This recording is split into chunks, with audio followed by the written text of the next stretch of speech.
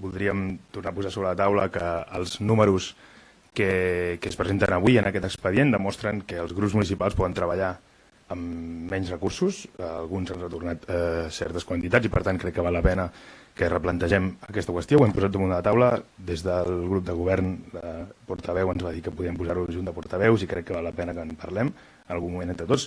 Podríem dir això.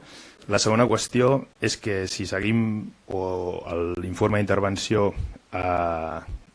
recomana que d'alguna manera es limitin les aportacions dels grups municipals als partits o a les seus centrals de la majoria de partits.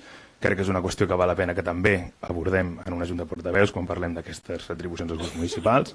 I per últim, tornar a insistir que des del nostre grup, ja ho hem fet més d'una vegada, portem fent-ho des de l'any 2019, creiem que potser la fórmula per poder arribar a un acord en aquest àmbit és presentar l'opció d'un topall a les aportacions als grups municipals. Crec que val la pena que ens asseguem i que en parlem, i que és una cosa que és obertament, que es pot parlar, que els grups municipals necessiten aquests recursos, ningú ho està posant en dubte.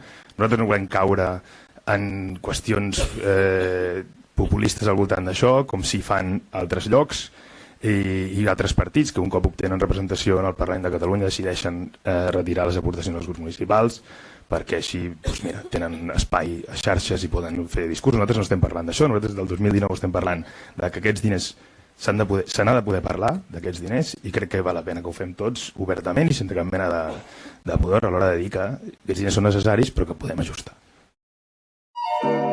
Granollers Primàries.